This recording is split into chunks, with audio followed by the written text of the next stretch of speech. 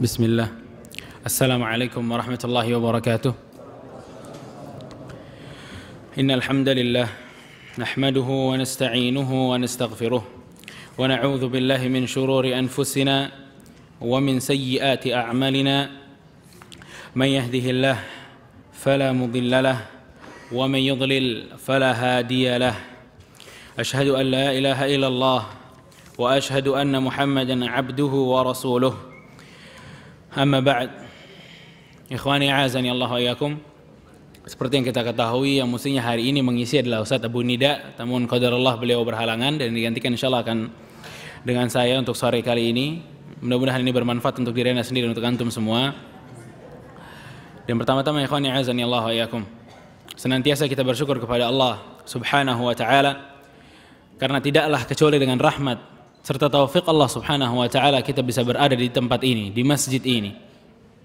Karena begitu banyak orang yang disesatkan pula oleh Allah Subhanahu wa taala, namun kita termasuk orang-orang yang terpilih dari Allah Subhanahu wa taala, dan kita berharap kita bisa beribadah dengan ikhlas kepada Allah Subhanahu wa taala.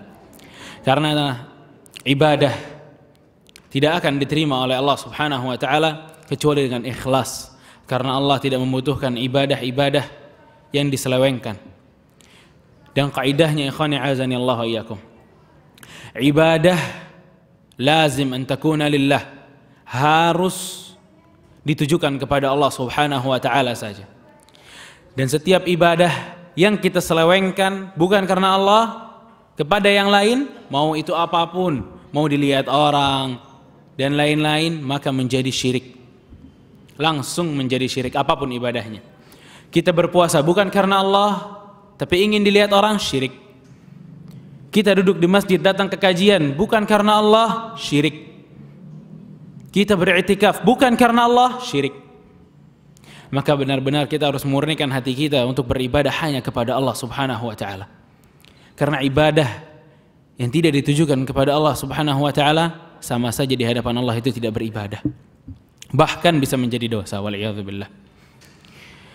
Kemudian ikhwani a'azani Allah wa iyyakum, sebelum kita memasuki ke pelajaran kita insyaallah, saya ingin mengingatkan bahwasanya kita sekarang sudah memasuki 10 malam terakhir di bulan Ramadan, yang waktu ini kita terasa sangat cepat sekali. Seakan kita baru saja masuk Ramadan kemarin, namun sekarang kita akan meninggalkan bulan Ramadan. Di 10 malam terakhir bulan Ramadan, uswatun hasanah kita, Rasul kita Muhammad sallallahu alaihi wasallam, di dalam hadis diceritakan oleh Aisyah radhiyallahu taala anha, beliau mengatakan kana Nabi sallallahu alaihi wasallam idza dakhala al-'ashr shadda mi'zaruhu wa ahya lailah wa ayqadha ahlah. Di lafaz lain Rasul kita Muhammad sallallahu alaihi wasallam diceritakan kana Rasulullah sallallahu alaihi wasallam yajtahidu fi 'ashr al-awakhir ma la yajtahidu fi ghairihi. Nabi kita Muhammad sallallahu alaihi wasallam jika memasuki 10 malam terakhir bulan Ramadan, syadda mi'zaruh, beliau mengencangkan sarungnya.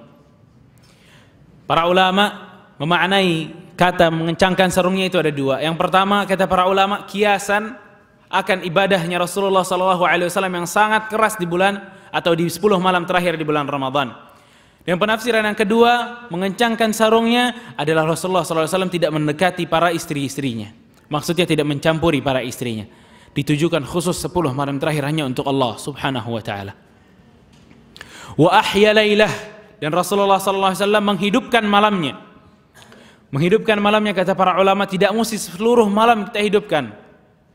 Hatta setengah malam pun boleh.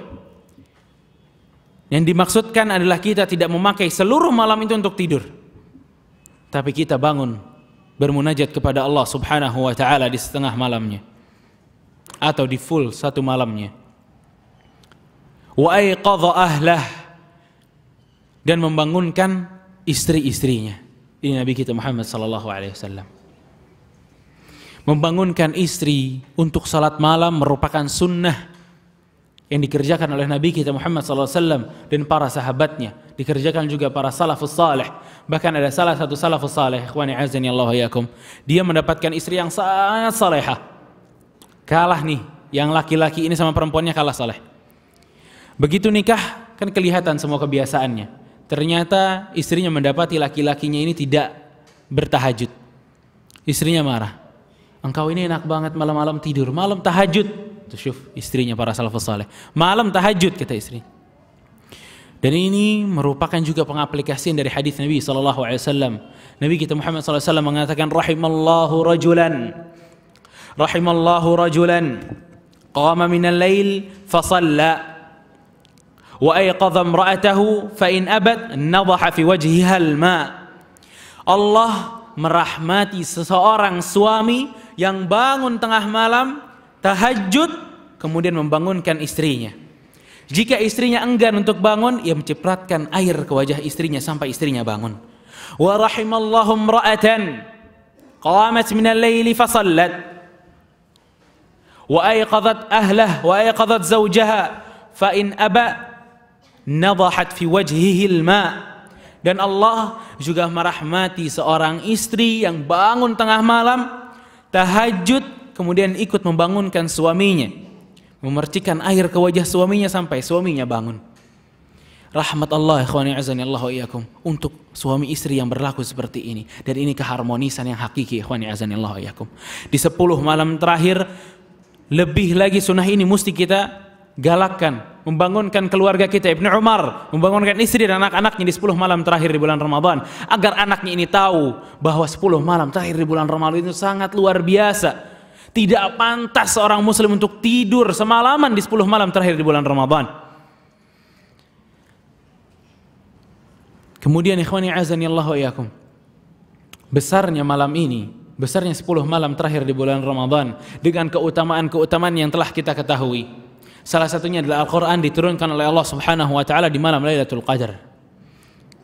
Maksudnya Al-Quran diturunkan di malam Lailatul Qadar adalah Al-Quran diturunkan dari Lauhul Mahfuz langsung satu Al-Quran ke Baitul Izzah.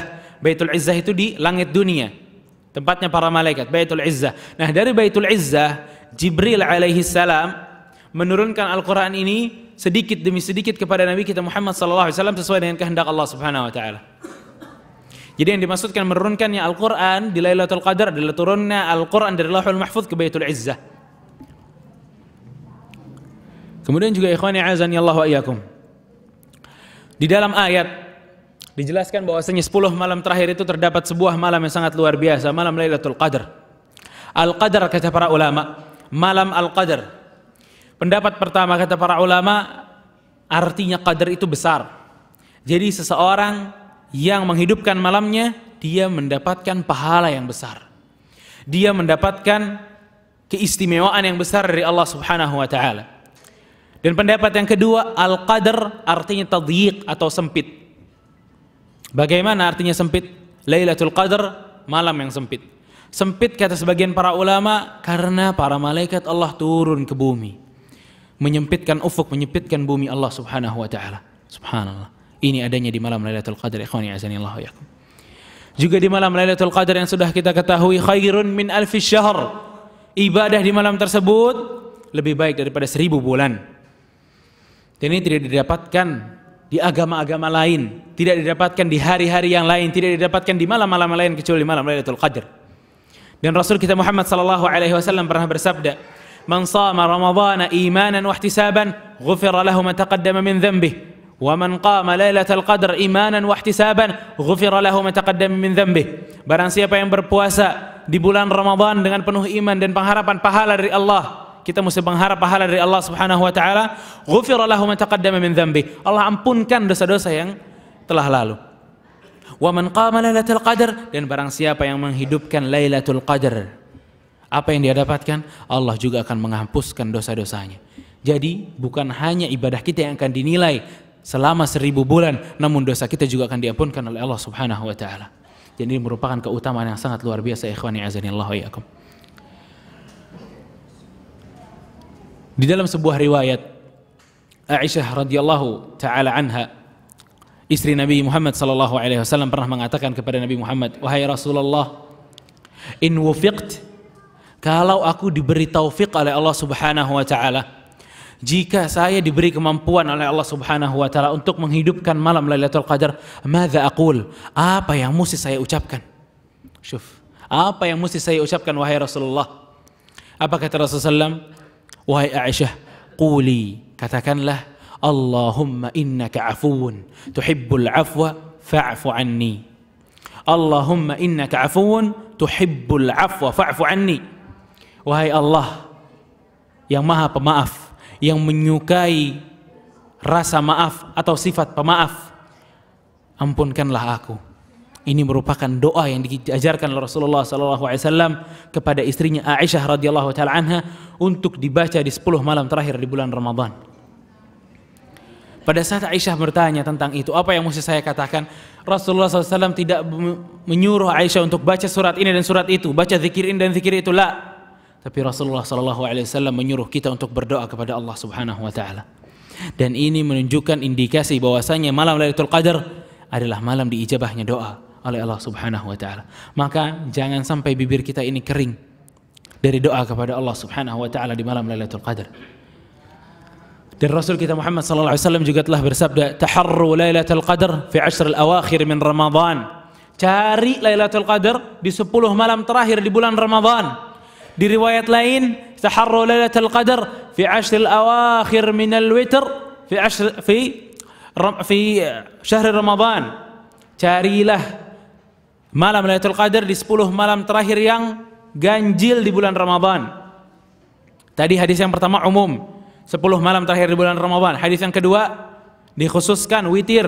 Juga di hadis berikutnya Rasulullah sallallahu alaihi wasallam mengatakan, "Iltamisuha fil 'ashr al-awakhir min Ramadan fi at-tasi'ati tabqa wa fi as-sabi'ati tabqa wa fil khamisati tabqa." Kata Rasul kita Muhammad sallallahu alaihi wasallam, cari malam Lailatul Qadar itu di 10 malam terakhir di bulan Ramadan. Di malam ke-21, di malam ke-23, di malam ke-25, dari riwayat Al-Bukhari. Juga di riwayat lain, ikhwani azani Allah wa iyyakum, kata Rasulullah sallallahu alaihi wasallam, "Iltamisuha fi 'ashril awakhir fa in dha'ifa ahadukum aw 'ajiza fala yaghlibanna 'ala sab'il bawaqi." Kata Nabi Muhammad SAW, cari malam Lailatul Qadar itu di 10 malam terakhir di bulan Ramadan. Hidupkan tuh 10 malamnya, kata Rasulullah SAW. Kalau kalian lemah, tidak sanggup untuk menghidupkan 10 malamnya ini, jangan lewatkan malam ke-27.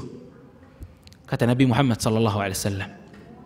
Dan Ibnu Abbas radhiyallahu taala anhuma, beliau jika dikatakan kapan Lailatul Qadar, beliau mengatakan 27. Tapi yang sahih, yang rajih, ikhwani azani Allah wa iyyakum, bahwasanya malam Lailatul Qadar itu tidak ketahuan kapan pastinya. Karena dahulu Rasulullah SAW itu pernah dikasih tahu kapan terjadinya malam Lailatul Qadar dengan pasti, gitu dikasih tahu lewat Jibril, malam Lailatul Qadar itu jatuhnya tanggal sekian.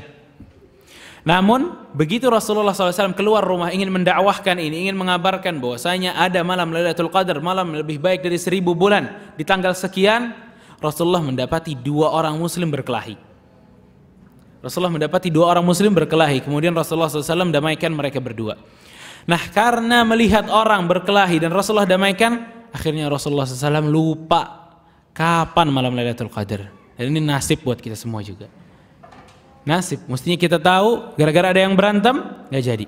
Dan ini kita melihat keburukan dari berkelahi, berdebat dan lain-lain. Ikhwani azanillahu yakum. Lihat Lailatul Qadar yang udah dikasih tahu jadi dilupakan oleh Allah Subhanahu wa taala gara-gara Rasulullah SAW memisahkan orang yang berkelahi.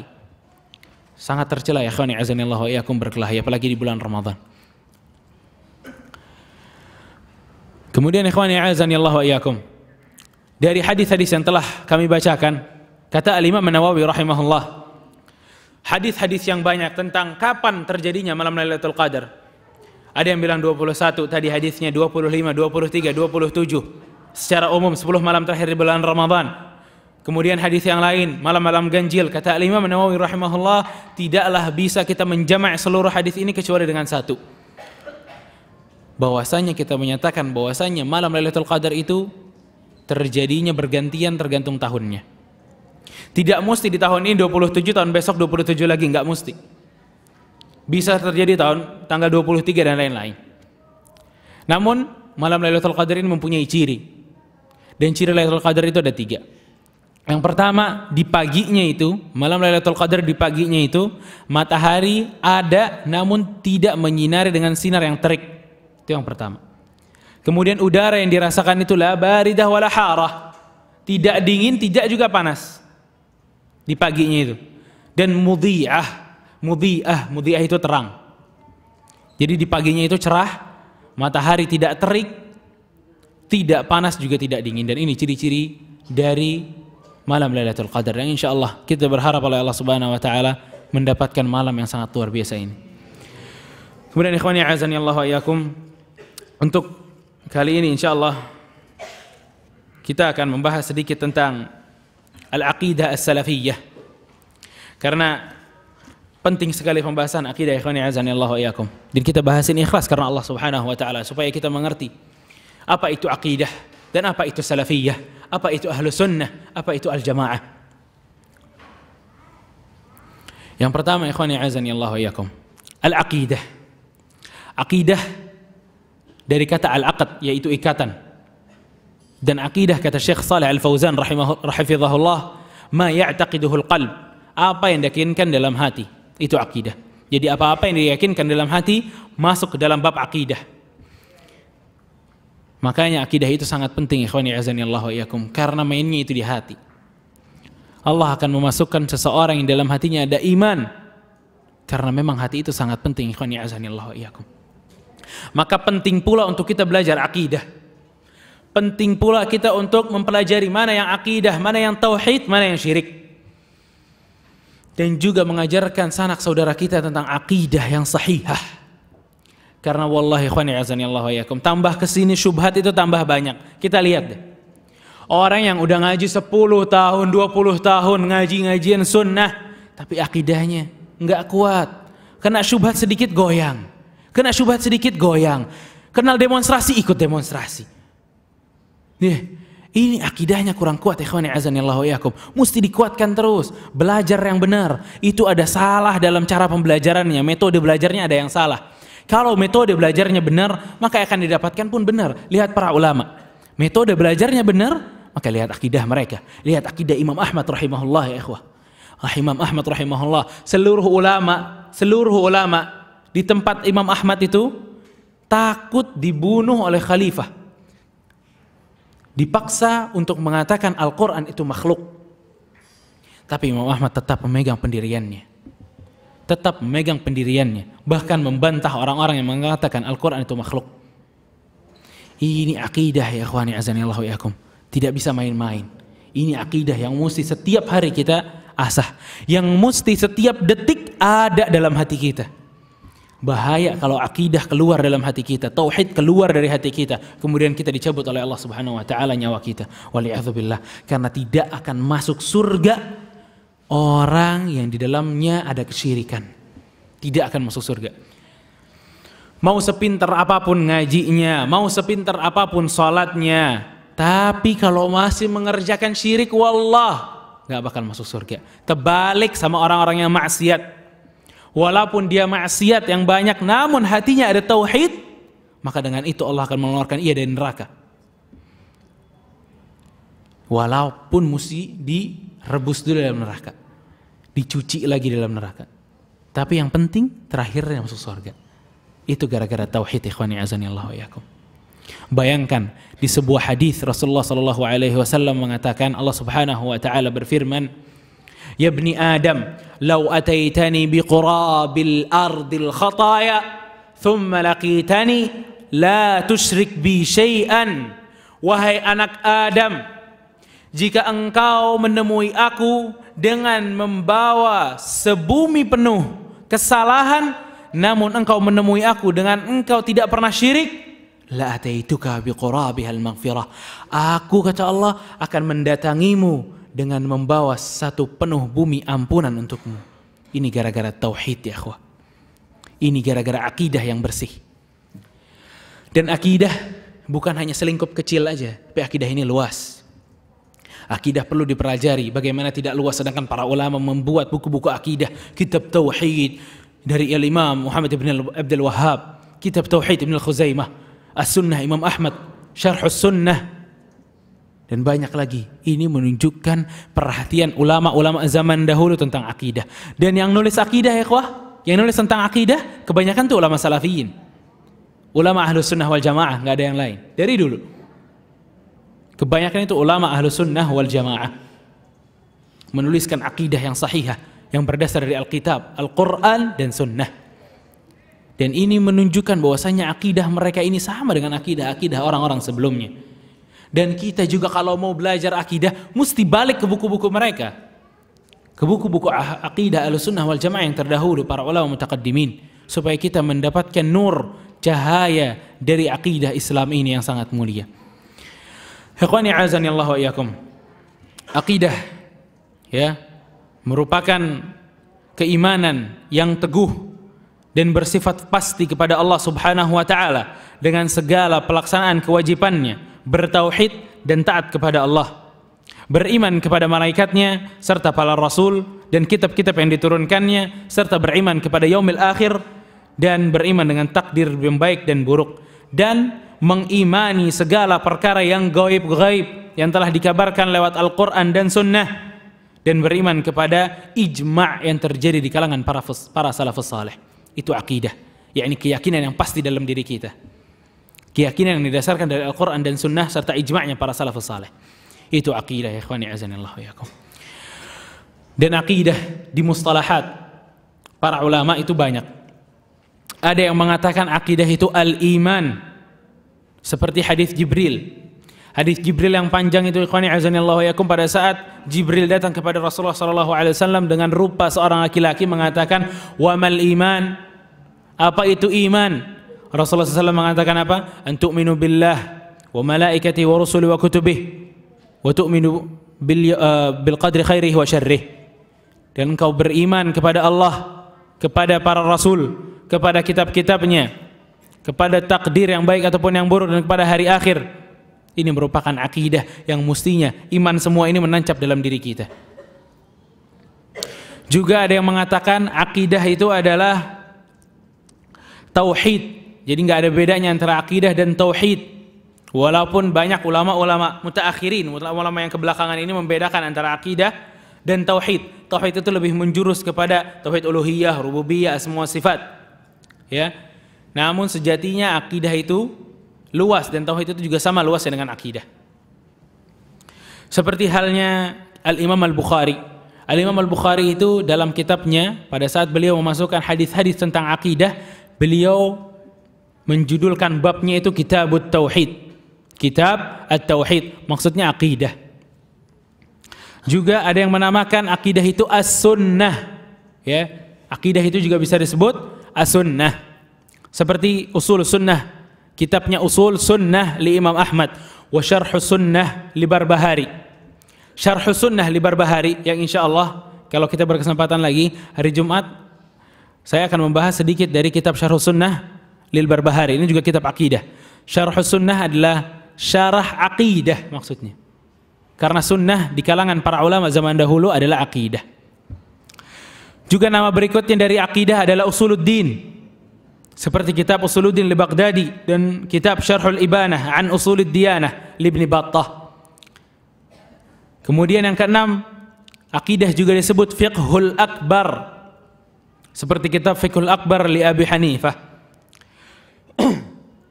Yang ketujuh, akidah juga bisa disebut Asy-Syari'ah. Seperti kitab Al-Imam, siapa yang kitab Asy-Syari'ah? Ada yang tahu? Kitab Asy-Syari'ah itu punya siapa? Karyanya siapa?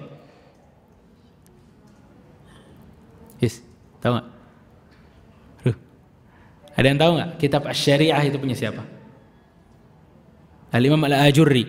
Kitab Asy-Syari'ah, kitabnya Al-Imam Al-Ajurri. Ini mestinya kitab-kitab ini kita tahu nih. Yang udah ngaji lama apalagi? Tahu mesti kitab-kitab nih.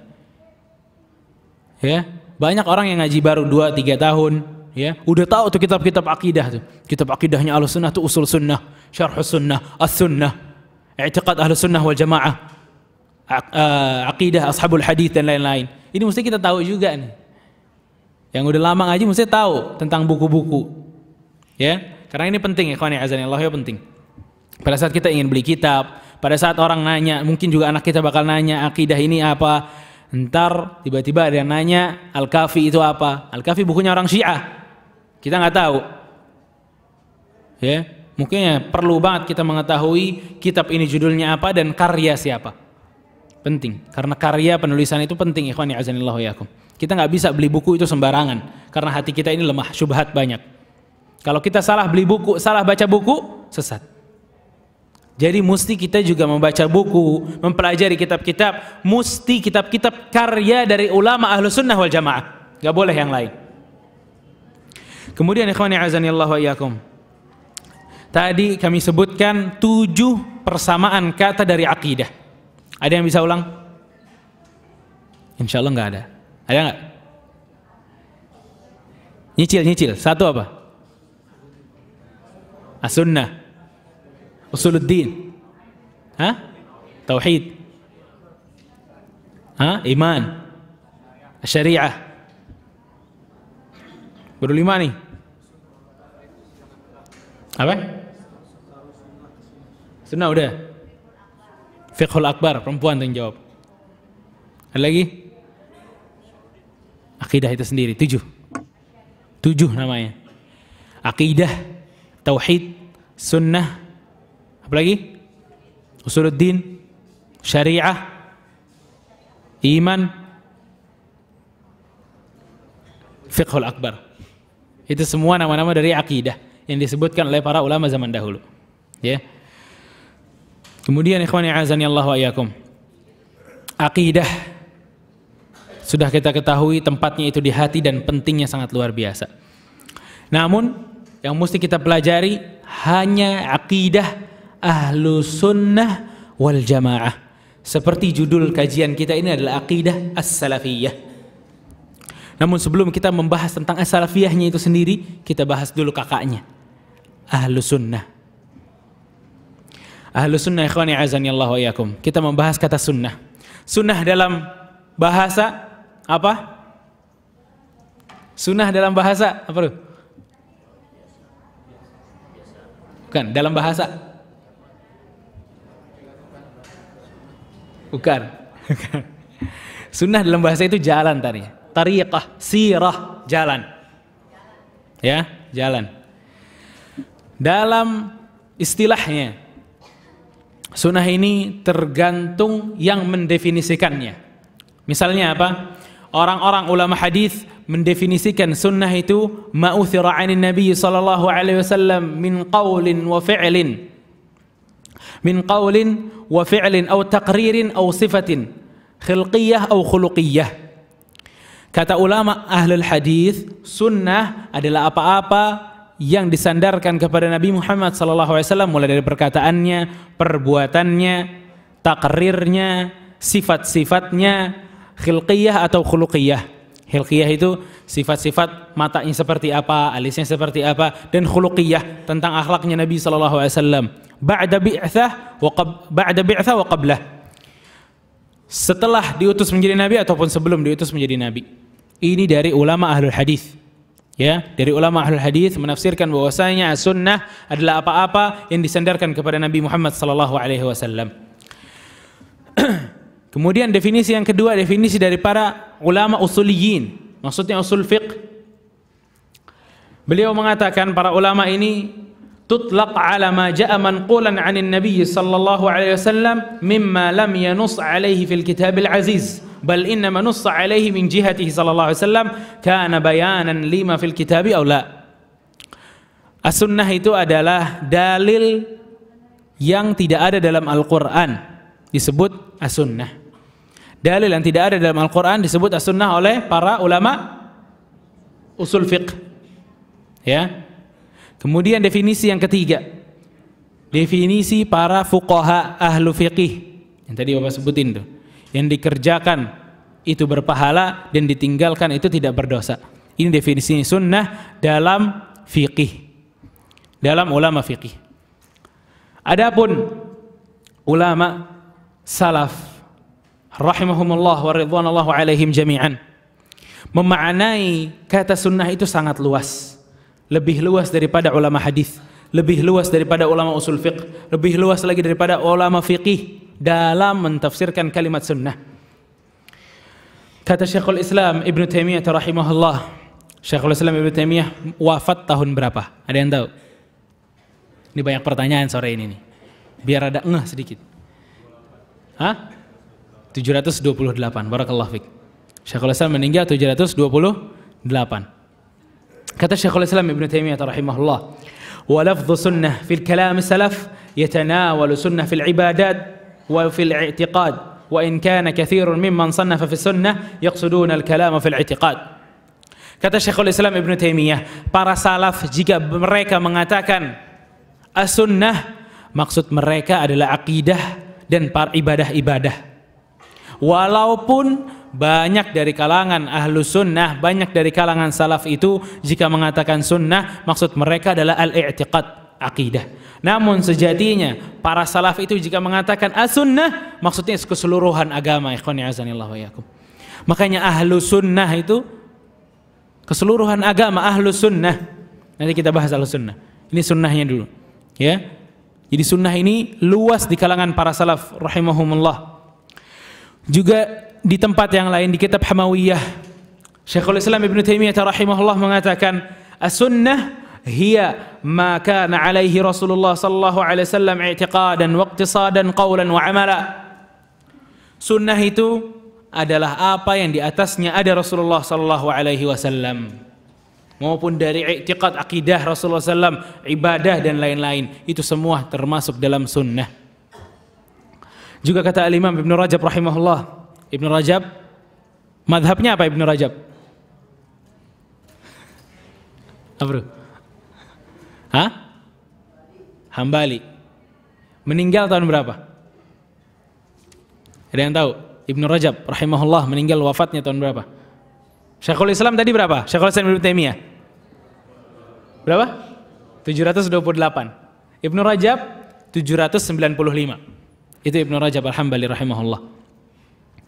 Nah, Ibnu Rajab Al-Hambali rahimahullah beliau mengatakan, wa katsirun minal ulama al-mutaakhirin yakhussu sunnah bima yata'allaqu fil i'tiqad. Kata Ibnu Rajab yang beliau ini wafat 795, beliau mengatakan para ulama mutaakhirin di zaman beliau, mereka para ulama mutaakhirin ini jika mengatakan sunnah, maksud mereka adalah al-i'tiqad, akidah, ya, li'annaha asluddin wal mukhalif laha ala khatarin azim. Karena as-sunnah atau akidah itu adalah dasar dari agama. Tuh, yang ngajarin akidah ini bukan cuma Muhammad ibn Abdul Wahhab, bukan cuma Wahabi doang, tapi Ibnu Rajab 795 beliau udah ngajarin akidah, ikhwah. Akidah, pengajaran akidah bukan hal baru. Bohong yang bilang pengajaran akidah itu hal baru, ngaco. Nabi SAW diutus buat akidah. Justru ajib, menakjubkan dai-dai yang tidak ngomongin akidah, itu baru takjub. Gimana Islam nggak ngomongin akidah? Sedangkan pembela Islam dan kufar akidah, yang bisa memasukkan ke surga dan bisa menjebloskan orang ke neraka, akidah. Ini penting akidah, ikhwani azanillahu iyakum. Dan ini merupakan sunnahnya para ulama terdahulu. Al-Imam Ahmad menulis kitab tentang akidah. Al-Imam Al-Barbahari menulis tentang akidah. Al-Imam Al-Bukhari kitab Tauhid. Al-Imam Abdul Wahhab kitab Tauhid. Banyak ulama tentang akidah. Bohong kalau dikatakan Wahabi doang yang masalahin akidah terus. Enggak. Dari dulu emang udah akidah terus. Islam berkaitan dengan akidah. Pasti ada Islam yang ada akidah. Ya. Maka salah banget jika orang mengatakan di negeri kufar itu, ya, rapih, tata hidup rapih banget. Ini kan Islam, kata orang. Enggak, enak aja. Islam dari mana? Dia kufur kok bisa kita katakan Islam? Lah, ini orang cuma menang dunianya, akhiratnya. Islam itu masalahnya tentang akhirat, ikhwani azanillahu yakum. Walaupun Islam itu masuk dalam perkara dunia, tapi nggak bisa Islam itu cuma dilihat dengan tataan yang rapih. Lah, Islam justru dilihat dari akidahnya. Maka orang salah banget mengatakan misalkan negeri barat rapih banget, semuanya rapih, urusan rapih. Ini kan Islam begini nih. Ini sejatinya Islam ada di negeri-negeri kafir. Lah, sejatinya memang Islam tidak ada di negeri mereka. Cuma rapihnya aja yang ada. Tapi Islam yang hakiki, akidah, nggak ada di mereka. Bahkan Allah Subhanahu wa taala mengancam mereka, orang-orang kufar, ya ikhwah. Makanya jangan suka terus muji-muji orang kufar terus tentang kerapihan keduniaan mereka. Mereka dikasih sama Allah tentang dunia mereka. Tapi mestinya kita juga ada rasa benci kepada mereka karena mereka setiap detik syirik kepada Allah. Setiap detik, ikhwah. Setiap detik hatinya ini tidak jauh dari kesyirikan. Bilang Allah itu punya anak, Allah itu tiga. Ya akhi, takadu samawat yatafattarna minhu wa tanshaqqul jibal wa takhirrul jibalu hadda. Sampai-sampai langit pada mau runtuh, bumi udah mau hancur. Gunung-gunung berterbangan gara-gara apa? Anidda'u lirrahmani an ittakhadha walada. Allah Subhanahu wa taala dibilang punya anak. Ini Allah ngamuk sengamuk-ngamuknya kita puji. Lah, enggak boleh. Enggak boleh, ikhwani azanillahu yakum. Kita mesti wala dan bara kepada kaum muslimin dan kaum mukminin. Enggak boleh ke orang kafir. Kemudian ikhwani azanillahu yakum. Kesimpulannya, as-sunnah, kata penulis kitab ini Abdus Salam As-Suhaimi hafizahullah. Ini kitab namanya Kun Salafiyan ala Jaddah. Ya, kalau nggak tahu dari tafsirin atau belum, ada terjemahan atau belum, tapi ini kitab bagus. Kun salafiyan ala jaddah. Jadilah salafi yang hakiki. Jadilah salafi yang hakiki. Nanti dijelasin di dalamnya apa itu yang maksud salafi. Ya. Di beliau mengatakan qultu fasunnah idza utliqat fi babil aqaid inma yuqsadu biha ad-din kamilan la ma istalaha alaihi ulama al-hadits wa ulama al-usul wa ulama al-fiqh. As-sunnah jika dikatakan di tempat atau ranah akidah, maksudnya adalah agama dengan keseluruhannya. Ya, jadi kalau ada perkataan salaf tentang as-sunnah, peganglah terus as-sunnah, maksudnya pegang agama, din. Juga berkata Al-Imam Ibn Rajab Hanbali rahimahullah. Mau ditanya lagi nggak? Wafatnya kapan Ibn Rajab? 795. Alhamdulillah. Udah dapat 2. Syekhul Islam 72. Ibn Rajab 795. Insyaallah enggak lupa ya. Ibn Rajab Hanbali mengatakan as-sunnah hiya tariqatul masluk fayushmilu dhalik at-tamassuk bima kana alaihi an-nabi sallallahu alaihi wasallam wa khulafa'uhu ar-rasyidun min al-i'tiqad wal a'mal wal aqwal. Dan ini merupakan kesimpulan dari makna sunnah yang sangat luar biasa yang dikatakan oleh al-Imam Ibn Rajab Al-Hanbali rahimahullah. Beliau mengatakan as-sunnah merupakan jalan yang di dalamnya tercakup jalannya Nabi Muhammad SAW dan jalannya para khulafa'ir rasyidin dari bab i'tiqad, bab akidah, bab amal-amal dan bab perkataan dan lain-lain. Jadi as-sunnah ikhwani azanillahu wa iyyakum diartikan juga din kamil, dan namanya din kamil, agama yang kamil adalah agama yang di atasnya berada Nabi Muhammad SAW dan para sahabatnya. Makanya disebut ahlus sunnah adalah orang-orang yang memegang sunnah. Maksudnya apa? Orang-orang yang memegang agama yang di atasnya ada Nabi Muhammad SAW dan para sahabatnya. Ini ahlus sunnah. Ini ahlus sunnah. Dan ahlus sunnah ikhwani azani Allah wa iyyakum. Penamaan ahlus sunnah ini juga penting. Kapan nama ahlus sunnah itu muncul? Nama ahlus sunnah ini muncul ikhwani azani Allah wa iyyakum bukan di zaman Nabi kita Muhammad SAW. Adapun kata sunnahnya, iya, di zaman Nabi SAW sudah terkenal kata sunnah. Namun orang yang memegang hak dikatakan ahlus sunnah itu terjadi di kalangan para sahabat. Pada saat Al-Imam Ibn Abbas radhiyallahu ta'ala anhu beliau menafsirkan ayat yauma tabyaddu wujuhum wa taswaddu wujuh fa amma alladhina aswaddat wujuhuhum akafartum ba'da imanikum fadhuqul 'adzaba bima kuntum takfurun. Di surat Al-Imran Allah Subhanahu wa taala berfirman, di hari di mana ada wajah-wajah yang putih berseri. Dan di situ juga di hari itu ada wajah orang-orang yang hitam muram. Dikatakan kepada mereka orang-orang yang wajahnya hitam, akafartum ba'da imanikum, kenapa kalian kufur setelah kalian beriman?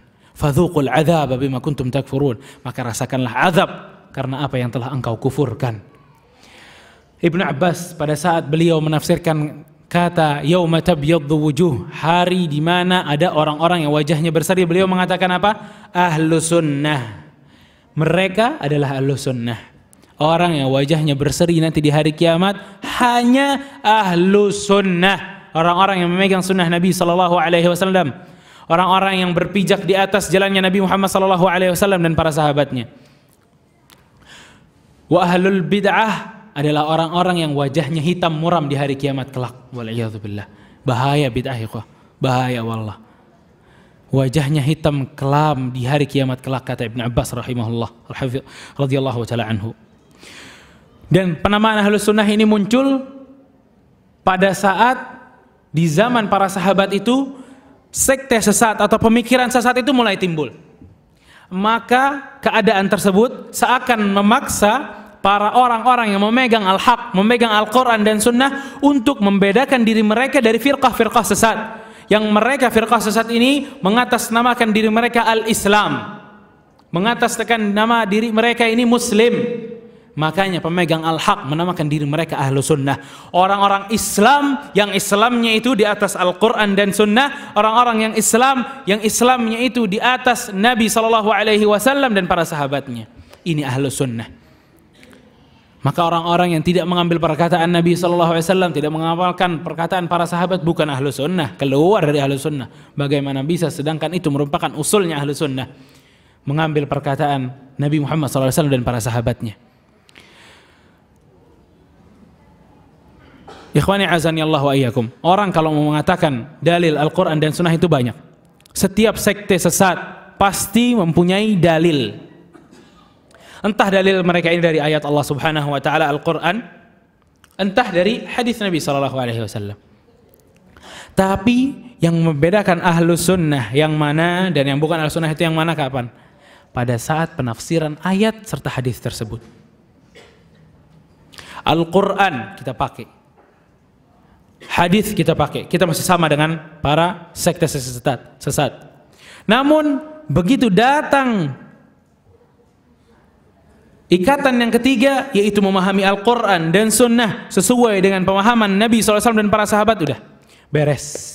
Di sini nih ahlu sunnah wal jamaah berpijak, ikhwani azani Allah wa iyyakum, mengambil Al-Quran serta Sunnah dan memahamkan Al-Quran dan Sunnah sesuai dengan pemahaman para salafus saleh.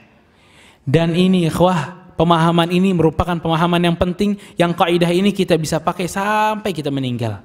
Memahamkan Al-Quran dan Sunnah sesuai dengan pemahaman para salafus saleh. Makanya kita nggak bisa cuma membaca hadis saja tanpa ada tafsirannya. Jika didapatkan dalam hadis ini sebuah kejanggalan, faruddu ilallahi wa rasulih, maka balikanlah kepada Rasul, kepada Allah Subhanahu wa taala dan Rasulnya. Nah, perkataan nama ahlu sunnah itu mulai terkenal di zaman para salaf, para tabi'in, ya, seperti Ayyub As-Sikhtiyani rahimahullah. Beliau mengatakan, jika dikabarkan kepadaku bahwa seorang ahlu sunnah telah wafat, seakan-akan salah satu dari anggota tubuhku ini lepas. Ini ahlu sunnah, ikhwah, sudah mulai terkenal di zamannya. Juga perkataan Al-Imam Ibn Sirin rahimahullah, inna hadha ilma ad-din fanzuru amman ta'khudhuna dinakum.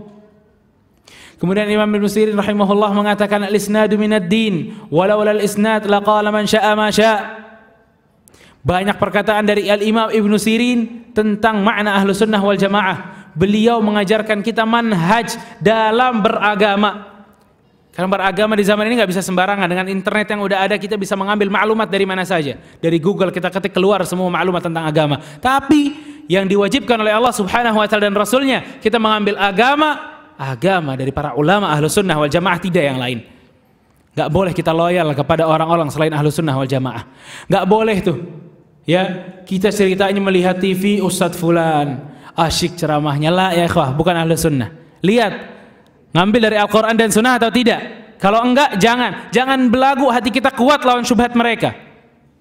Ulama begitu datang orang sekte sesat datang kepadanya, ngomongin tentang syubhat-syubhatnya, apa kata para ulama? Mau saya yang keluar atau engkau yang keluar?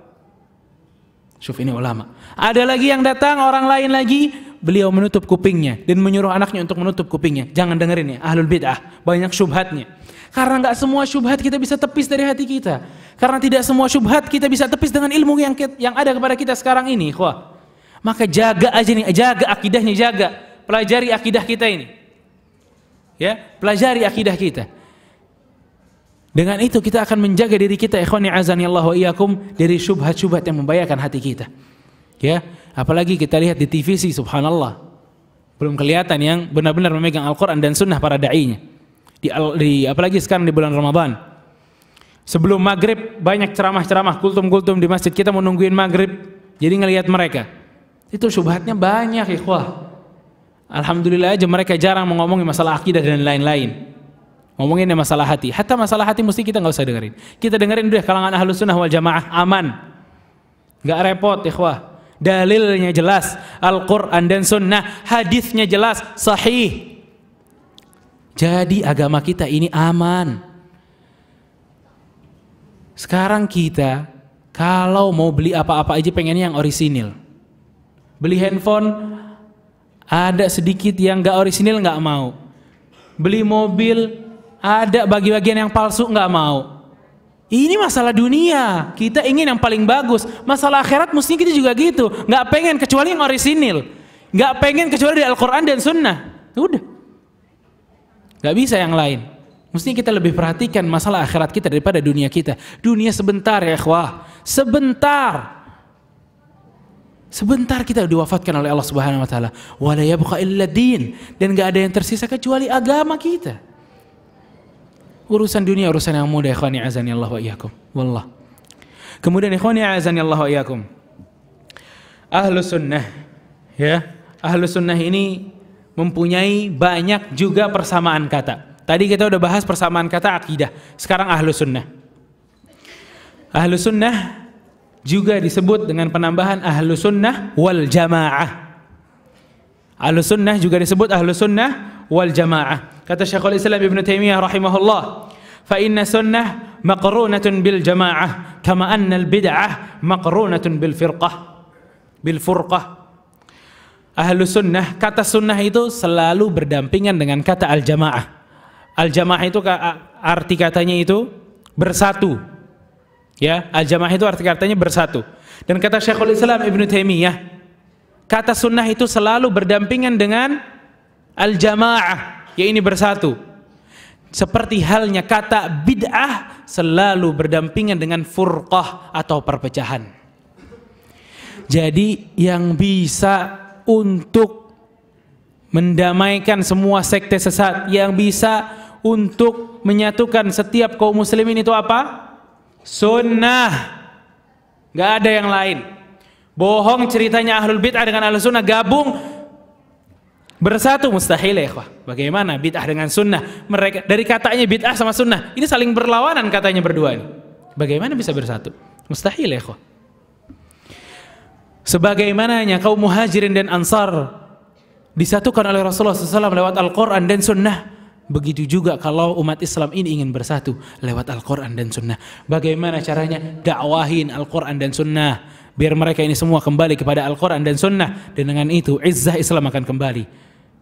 Dengan itu kemuliaan Islam akan kembali, ya ikhwani azani Allah wa iyyakum. Kata Umar bin Khattab radhiyallahu taala anhu, dulu kami ini orang yang sangat tercela, namun setelah datangnya Islam kami mempunyai kemuliaan. Syuf, datangnya Islam mempunyai kemuliaan. Ini Umar yang dulunya di zaman Quraisy itu ditakutin, ikhwani azani Allah wa iyyakum. Sangat ditakutin Umar bin Khattab. Pas masuk Islam aja, para orang-orang itu tawaf, orang muslim tawaf di Mekah itu malam. Takut sama orang Quraisy. Tapi Umar kapan? Siang. Umar siang sendirian tawaf. Orang Quraisy ngelihat ada yang tawaf, buka jendelanya, begitu mau nyamperin ternyata Umar balik ke rumahnya semua. Ini Umar. Dia bilang tetap kemuliaan itu adanya di Islam.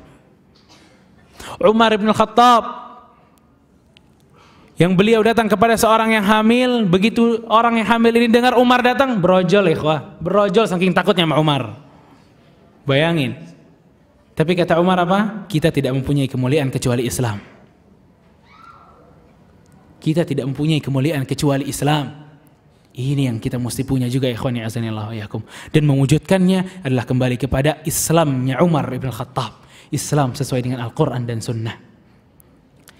Kemudian ikhwani azani Allah wa iyyakum, kata al-jamaah, ya, yang berarti adalah bersatu, itu diambil dari dua. dari satu, ikhwani azanilaikum, annahum ahlul jamaah liijtima'ihim 'alal haq. Mereka ahlu sunnah ini, orang-orang yang memegang agama sesuai dengan ketentuan Allah dan Rasulnya, disebut al-jamaah karena mereka ini selalu bersatu di atas kebaikan. Syuf, selalu bersatu di atas kebaikan. Makanya mereka ini disebut al-jamaah. Adapun orang yang mengatakan kita bersatu walaupun manhaj kita beda, mustahil bro, mustahil, nggak mungkin bersatu. Manhajnya beda, akidahnya beda. Kita membenarkan hal yang ini, orang ini menafikan hal yang itu. Kita mengatakan Ahlussunnah Allah di arsy, mereka mengatakan tidak. Bagaimana bersatunya di mana? Nggak mungkin, ikhwani azanillahu wa iyyakum. Kalau ingin bersatu, ajak mereka kembali Al-Quran dan Sunnah, bersatu bisa. Kalau nggak gitu nggak bisa, ikhwani azanillahu wa iyyakum. Kemudian ikhwani azanillahu wa iyyakum, ya, untuk mempersingkat waktu, penamaan yang kedua selain Ahlus Sunnah wal Jamaah, Ahlus Sunnah wal Jamaah juga disebut Ahlul Hadis. Ahlul Hadis seperti kata Al-Imam As-Sabuni rahimahullah. Beliau Al-Imam As-Sabuni wafat tahun 680. Ini semua yang kami sebutkan ini ulama-ulama zaman dahulu. Makanya bohong dakwah salafiyah itu dakwah baru, enggak. Zaman dulu nih 680. Al-Imam As-Sabuni dalam akidah yang beliau mengatakan, "Inna ashabal hadits al-mutamassikin bil kitab wa sunnah hafizallahu ahya'ahum wa rahimallahu amwatahum yashhaduna Allah ta'ala bil wahdaniyah wa lirrasul sallallahu alaihi wasallam bir risalati wan nubuwah." Kata Al-Imam As-Sabuni dalam akidahnya, beliau mengatakan ashabal hadits adalah orang-orang yang memegang Al-Quran dan Sunnah. Semoga Allah merahmati, menjaga orang-orang dari kalangan ashabul hadis yang masih hidup dan merahmati orang-orang yang telah wafat dari mereka, karena mereka telah bersaksi kepada Allah Subhanahu wa taala dengan tauhid dan bersaksi bahwasanya Muhammad sallallahu alaihi wasallam merupakan nabi yang mulia, nabi akhir zaman. Ini kata Al-Imam As-Sabuni rahimahullah, wafat tahun 680. Udah ngajarin akidah kepada kita. Kemudian ikhwani azanillahu wa iyyakum, kata Syekhul Islam Ibn Taimiyah rahimahullah, madhabus salaf ahlul hadith was sunnah wal jamaah. Ini dikatakan di dalam kitabnya Dar'ul Ta'arud al-Aql wan Naql. Dar'u Ta'arud Aql wan Naql. Ini kitab Syekhul Islam, luar biasa kitab ini. Kitab yang sangat luar biasa dari karyanya Syekhul Islam Ibn Taimiyah.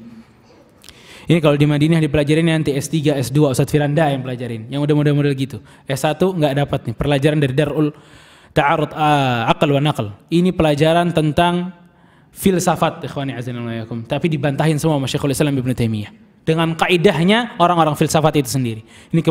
Ini luar biasanya Syekhul Islam Ibn Taimiyah. Kalau ngebantah sekte sesat, dia pakai kaidah sekte sesat untuk membantah syubhat-syubhat mereka sendiri. Syekhul Islam Ibn Taimiyah ini cerdas sekali rahimahullah.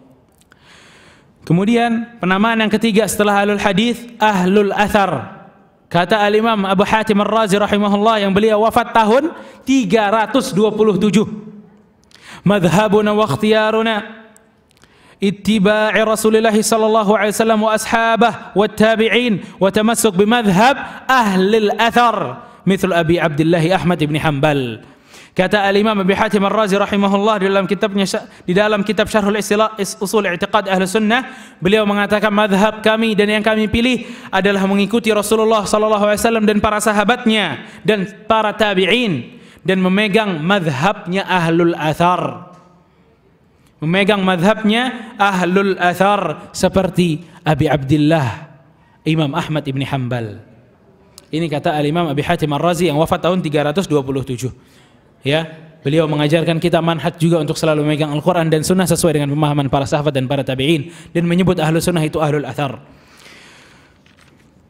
Kemudian yang berikutnya ikhwani azanillahu wa iyyakum, yang keempat, ahlu sunnah juga dikatakan firqatun najiyah, firqah najiyah yang artinya golongan yang selamat, dan kata ini diambil dari hadis Nabi SAW pada saat Nabi SAW mengatakan bahwasanya Islam ini akan terpecah 73 golongan, kulluha finnar, semuanya di neraka illa wahidah, ya, kecuali satu. Nah, dikatakan yang satu ini kan berarti golongan yang selamat. Makanya Ahlus Sunnah itu adalah golongan yang selamat, karena Nabi SAW di riwayat yang lain pada saat ditanya siapa yang satu, ma'anal yawma ashabi, agama yang ada di atasnya aku dan para sahabatku. Makanya dikatakan Ahlus Sunnah itu orang-orang yang memegang jalannya Nabi Muhammad dan para sahabatnya, firqatun najiyah, golongan yang selamat, selamat tidak masuk neraka.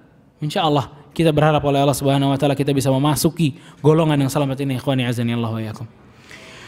Yang kelima adalah Taifah al-Mansurah, golongan yang ditolong. Dan kalimat ini diambil dari hadis Nabi sallallahu alaihi wasallam yang diriwayatkan Mughirah bin Syu'bah, "La tazalu ta'ifatun min ummati zahirina hatta ya'tiyahum amrullah wa hum zahirun." Tidak senantiasa akan selalu ada kelompok dari umatku ini memperlihatkan kebenaran mereka sampai datang ketentuan Allah dan mereka berada dalam kebenaran mereka. Dan ini dinamakan Taifah al-Mansurah, kelompok yang ditolong oleh Allah Subhanahu wa taala, dan hanya kelompok Ahlus Sunnah yang ditolong oleh Allah Subhanahu wa taala.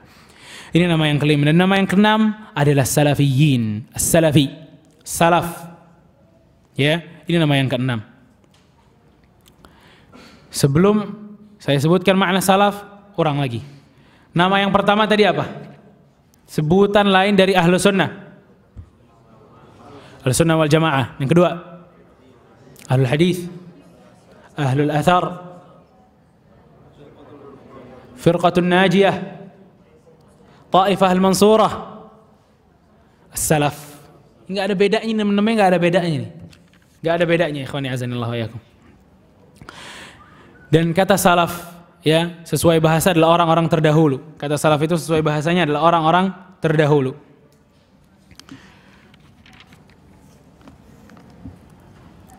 Ikhwani azanillahu wa iyyakum.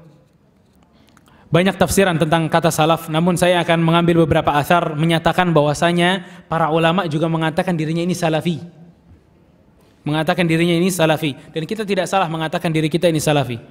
Walaupun mungkin di sebagian tempat, ya, di sebagian tempat itu kalau kita mengatakan diri kita salafi, orang-orang ini sinis kepada kita. Maka kita katakan Ahlus Sunnah. Tapi kalau dicecer lagi, kita katakan kita salafi, dan gak ada bedanya tentang Ahlus Sunnah dan salafi. Apalagi kalau antum bisa menjelaskan tentang persamaan Ahlus Sunnah dan salafi, itu gak ada bedanya. Itu bagus. Ya, makanya kita mesti pelajarin ini semua, ya ikhwani azanillahu wa iyyakum. Seperti Al-Imam As-Safarini rahimahullah, beliau mengatakan al-murad bi madhhabi salaf. Ya, sudah dikenal di madhab salaf. Ma kana alaihi sahabatul kiram ridwanallahu alaihim. Madhab salaf adalah madhab yang di atasnya adalah para sahabat ridwanallahu alaihim jami'an.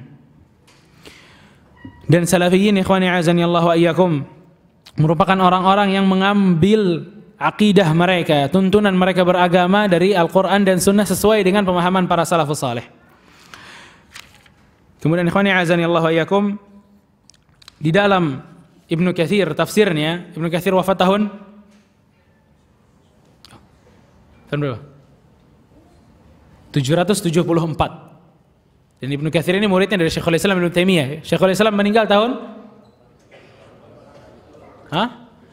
728. Ya, ketemu dengan Ibnu Katsir dan merupakan muridnya Ibnu Taimiyah, Ibnu Katsir ini. Beliau mengatakan, Imam Ibnu Katsir rahimahullah mengatakan ini, ya, menunjukkan bahwasanya senang sekali para ulama zaman dahulu ini menyatakan diri mereka ini di atas salaf.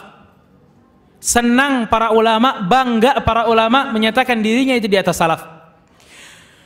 Hafiz rahimahullah mengatakan dalam ayat Allah Subhanahu wa taala, "Tsumma istawa 'alal 'arsy", kemudian Allah beristiwa di atas 'arsy.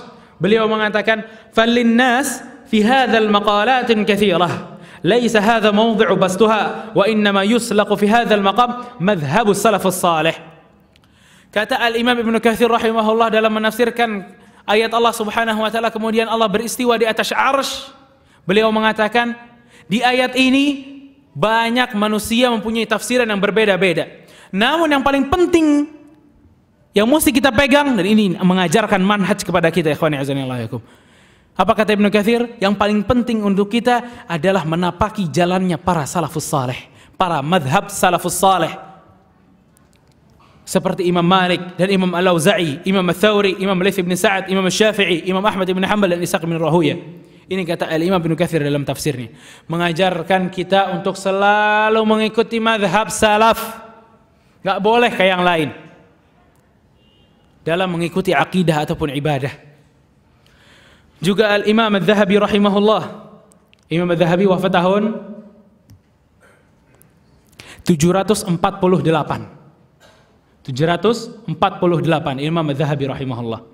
Beliau mengatakan dalam kitabnya Al-Uluwu lil Aliyyil Ghaffar, dan ini kata ini ikhwani azanillah benar-benar mengajarkan kita tentang akidah, bagaimana belajar akidah, bagaimana belajar manhaj biar nggak kena syubhat. Beliau mengatakan, fa in ahbabta ya Abdullah al-insaf faqif ma'an nususil Qur'ani wa sunan. Wahai saudaraku, wahai hamba Allah, jika engkau menjadi Islam yang tengah, Islam yang menjadi ahlu sunnah, maka berhentilah di hadapan ayat dan sunnah, di hadapan Al-Quran dan sunnah. Thumma anzur ma qala as-sahaba wat tabi'un. Kemudian lihat apa yang dikatakan para sahabat serta para tabi'in tentang ayat dan hadis-hadis tersebut. Dan wa ma haqaw min madhahibis salaf, dan apa yang telah dikatakan dari para ulama salaf. Fa imma an tuntaq bil ilm wa in taskut bil hilm. Kalau engkau ingin berbicara, berbicaralah dengan ilmu, dan jika engkau diam, maka diamlah dengan lembut. Ini mengajarkan kita manhaj belajar akidah. Berhenti di depan ayat dan hadis, kemudian lihat perkataan para sahabat dan para salafus saleh dalam menafsirkan ayat serta hadis tersebut. Kalau ingin bicara, bicaralah dengan ilmu. Maksudnya ilmu apa? Ilmu mengetahui tafsiran tentang ayat dan hadis sesuai dengan perkataan yang para salafus saleh. Dan jika engkau ingin diam, diamlah dengan penuh kelembutan. Dan di sini ikhwani azani Allah wa iyyakum, sebenarnya asarnya ini banyak sekali, ya. Seperti perkataan Imam Adz-Dzahabi untuk Al-Imam Ad-Darqutni rahimahullah. Imam Adz-Dzahabi ini mempunyai kitab namanya Siyar A'lamun Nubala, ya. Siyar A'lamun Nubala ini isinya ulama semuanya dari ujung ke ujung. Menceritakan ulama ini seperti ini ceritanya, memuji para ulama. Dan di bagian Al-Imam Ad-Darqutni beliau mengatakan, lam yadkhulu rajula abadan fil ilmi al-kalam wala jidal wala khadha fi dhalik bal kana salafiyan. Syuf. Kata Al-Imam Adz-Dzahabi rahimahullah dalam kitabnya As-Siyar, beliau mengatakan Imam Ad-Darqutni adalah orang yang tidak pernah memasuki ilmu kalam, ilmu filsafat, dan juga tidak pernah berjidal, berdebat, dan tidak pernah memasuki dengan dalam ilmu-ilmu dalam berdebat atau ilmu kalam. Bal kana salafiyan, bahkan Imam Ad-Darqutni adalah seorang salafi. Ini kata Al-Imam Adz-Dzahabi rahimahullah dalam memuji Al-Imam Ad-Darqutni. Ya. Ada cerita tentang Imam Ad-Darqutni, ya. Imam Ad-Darqutni orangnya luar biasa, ikhwani azanillah. Seorang imam, alim, hafidh, otaknya luar biasa. Imam Ad-Darqutni ini kalau di kajian kayak gini nih, kalau di kajian, ya, kalau ada seorang syekh menceritakan atau membacakan hadis untuknya, Imam Ad-Darqutni nulis bukan nulis apa yang syekh katakan, tapi nulis yang lain. Sampai-sampai teman-temannya yang lain pun bingung, kesal ngelihat perbuatan Imam Ad-Darqutni, belagu amat. Syekhnya lagi ngomongin hadis tapi kok malah nulis yang lain. Kata Imam Ad-Darqutni, hafalan ana sama ente beda. Hafalan ana sama ente beda. Terus ditanya lagi Imam Ad-Darqutni, ya udah ente yang dengerin syekh, berapa banyak hadis yang syekh keluarkan? Enggak tahu. Kata Imam Ad-Darqutni, syekh mengeluarkan sekian hadis. Yang pertama dari fulan dan fulan, yang kedua fulan dan fulan, terus sampai hadisnya habis. Subhanallah. Dan ada satu muridnya ini, ya, membacakan hadis dengan sanad-sanadnya. Orangnya ini namanya Raja ibn Muhammad. Raja ibn Muhammad itu, ya, apa ya namanya, ya, murajaah hadis. Hafalannya itu di murajaah, tapi Darqutninya, Al-Imam Darqutni sedang salat sunnah. Imam Darqutni suka gitu. Kalau muridnya lagi murajaah, dianya salat sunnah. Saking otaknya luar biasa, tetap ngeh gitu. Nah, Raja ibn Muhammad, murid Darqutni ini bilang, An-Nusir ibn Dza'laq, dari Nusir ibn Dza'laq. Darqutni lagi salat, subhanallah. Muridnya bingung. Diulang lagi. Dari Nusir ibn Dza'laq, subhanallah, kata Imam Darqutni. Berarti ada yang salah nih. Akhirnya dibaca sama muridnya ini, An Bashir ibn Dza'laq. Akhirnya Imam Darqutni baca surat Surat apa? Imam Daruqutni membacakan Nun wal qalami wama yasturun. Maksudnya apa? Bukan Bashir, bukan Nasir, tapi bukan Bashir, bukan juga Yasir, tapi maksudnya gini. Kata Imam Daruqutni rahimahullah, pertamanya si muridnya ini bilang Yasir bin Za'laq. Tasbih Imam Daruqutni, subhanallah. Yasir bin Za'laq, subhanallah. Kemudian diganti oleh muridnya Bashir bin Za'laq. Subhanallah. Kemudian diganti lagi Bashir bin Za'laq. Akhirnya Imam Daruqutni baca Nun wal qalami wama yasturun. Maksudnya apa? Nasir bin Za'laq. Nun wal qalami wama yasturun. Ini hafalannya Imam Daruqutni. Lagi salat, muridnya salah baca nama orang, dikasih tahu Nun. Maksudnya Nasir bin Za'laq. Faham kan maksudnya kan? Otaknya Daruqutni itu.